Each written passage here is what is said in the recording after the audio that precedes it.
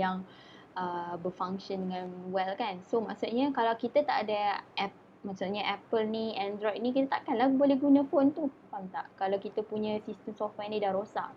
Alright? Sistem software ni kita tak boleh macam mana bila kita guna, contoh guna smartphone, saya ada smartphone iPhone kan. Maksudnya sistem software dia yang dah built in dalam ni adalah Apple kan. Apa orang panggil, yalah Apple kan, Apple. So kalau saya punya sistem software tu rosak, tak boleh function, ibarat saya dah tak boleh dah guna langsung phone saya ni. Okay? And then kita ada application software. Application ni, macam kita tahu app kan? App, semua tahu app tu apa kan? So it's a program that allows users to perform specific tasks like writing, editing, browsing the internet, etc.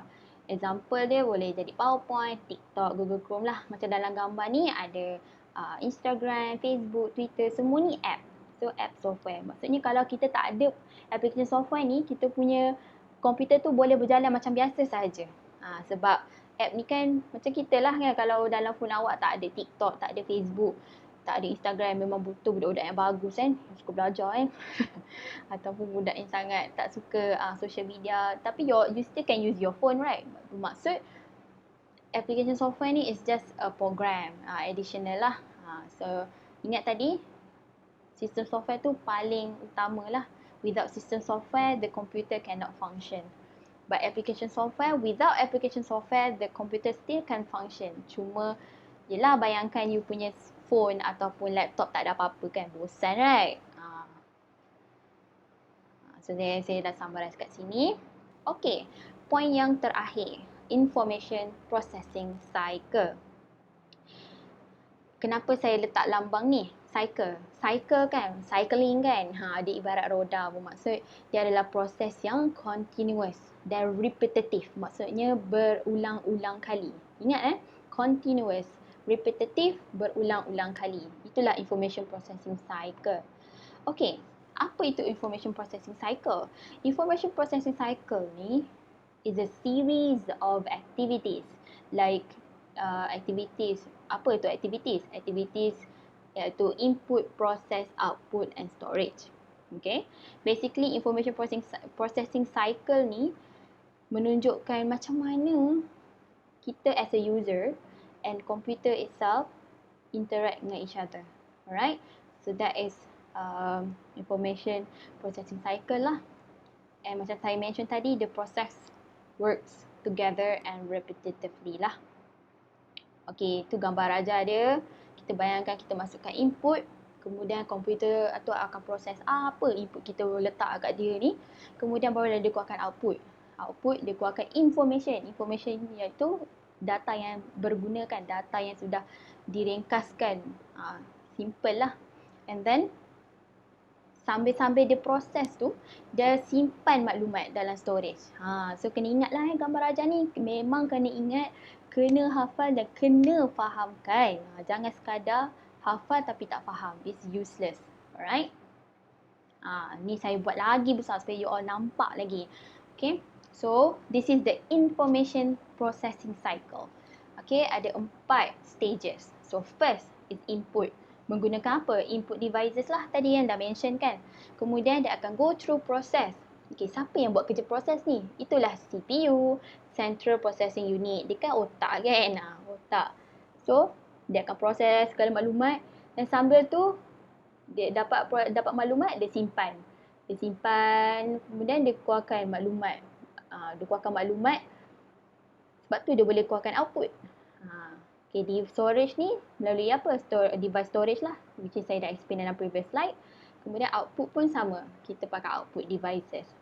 So, simple saja proses dia. It's very straightforward and boleh faham dengan mudah. Cuma awak kena faham, awak kena hafal dan kena tahulah cara lukis ni.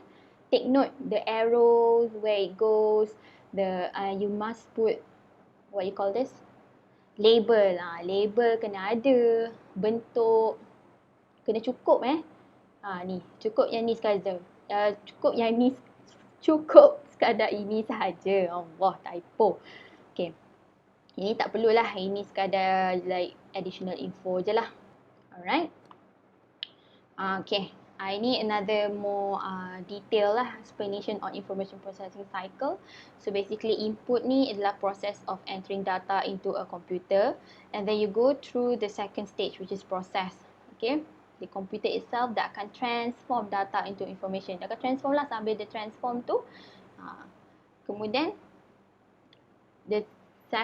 kemudian nombor 3 dia akan actually supposedly dia patutnya dia go through dululah storage kan, tapi kalau dalam syllabus kita ikut dulu turutan dia. So first is input, second is the process, and third is going to give you output. So the computer sends or shows information to a user, and people lah, user tu kita lah, people, in a usable format. So kita benda yang kita senang faham.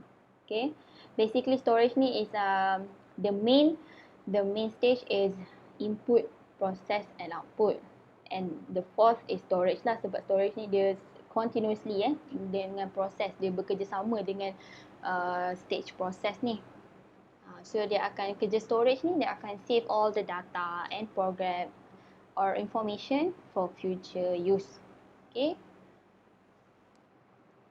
Okay, example situation kita ada ATM machine. Okay, bayangkan kita ada ATM machine. Semua tahu kan apa tu ATM. Nanti pun you all semua ada account bank rakyat. Allowance awak akan diberi setiap bulan. Nanti berpusu-pusu lah korang semua kan. Beratur kat the only one bank rakyat in the college. You beratur lah panjang panas tu. Sebab hanya sebab sekadar nak duit. Tapi ya betul, duit tu penting. So guys, jagalah duit. Tiba. Okay. So this is the ATM machine. Okay. Kita tengok operation ni, cara you nak jawab dalam exam tau. Dia akan bagi you satu situation. Okay, bayangkan ada satu ATM machine. So explain what are the information processing cycle involved. So I recommend you buat table lah macam ni. Okay, first kita mulakan dengan first stage iaitu input. What are the activities involved? Okay, macam ni contoh dia kata system get the account information from the magnetic stripe at the back of the card. Maksudnya kita as a user, kita masukkan card kan dalam ATM. So the system tu akan cuba ambil information dari situ. Kemudian kita as a user masukkan ni kan, masukkan transaction. Maksudnya kita tekan dulu kan what language you want. Lepas tu dia tanyalah you nak buat apa kat sini, nak keluarkan duit ke, masukkan duit ke. Dan pin number, kita masukkan pin number. Bila kita nak keluarkan duit atau masukkan duit, dia akan tanyalah kan amount of money users put in. Maksudnya dia akan minta amount kita lah nak masukkan. So example device yang involved during this input stage is the card reader and keypad. Okay, macam tadi kan dalam contoh tadi. Ni. This is the card reader. Tak betul tak ni? Ni. Mana? Ni kot. And then this is the keypad. Ni card reader kan. Okay. Second stage is the process stage. So kita listkan. Sorry. I lupa ni. Patutnya ada perubahan. Nanti I ubah dalam GC nanti. Activities kan. Supposedly activities lah. Lagi senang nak faham. Okay, process. Okay, detail. Macam biasalah. Sistem tu akan verify the ATM card. Sistem tu akan verify PIN number. Determine the transaction type. Determine amount to withdraw. Sistem akan calculate balance. Sistem determine what kind of notes or money required. And the example device yang involved in this process is the processor itself. Alright. And then for the third stage, which is output, kita nak bagi output kepada user kan, kepada kita, maksudnya into a meaningful form. So sistem tu akan provide receipt. Biasanya kita bagi receipt kan, senang kita nak baca, ataupun sistem tu display message dekat dalam screen macam ni kan. Ni screen dia. Ni output lah ni, output device. Okay, so example device dia ni lah cash dispenser, printer kan, yang print receipt tu dengan screen monitor. Alright, and last but not least is the storage itself. Apa dia buat? Sistem tu akan record the transactions and also update the balance. Kadang-kadang wonder tak macam mana kita punya maklumat akaun kita tu hanya boleh tersimpan dalam satu kad saja. Maksudnya kita tak perlu pun pergi, let's say awak nak pergi keluarkan duit ni, lepas tu awak kena terus cepat-cepat pergi ke laptop, masukkan sistem, tolak duit. Tak ada macam tu kan. Dia dah buatkan automatic. Lalu ia apa? Melalui itulah. Itu hard drive. Actually dalam card kita ada like this small tin, what you call that, card lah, macam mana orang kata, SIM card lah apa kan, kalau awak perasan dalam card awak tu lah. Itu adalah storage devices lah, atau kita panggil dia kat sini hard drive. Okay. Okay, there is one question here sebelum kita habiskan lecture. Fazira is travelling from Kuala Lumpur to Melaka. When she reaches the Melaka toll gate, Fazira taps her touch and go card on the card reader. Identify 2 activities on each operation in the information processing cycle involved during that touch and go transaction at Melaka toll gate. Ini contoh soalan tau daripada past year questions. So, macam mana you nak jawab? Okay, first I ask you, buat table. Okay, buat table. Tulis kat operation involve input, process, output, storage. Ikut turutan dia. Kemudian sebelah tu activities. Okay. Inilah. Ni contoh dia. I tak nak type lebih-lebih. This is how you answer the question itself lah.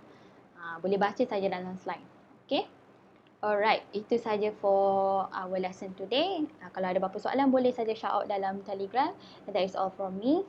Thank you.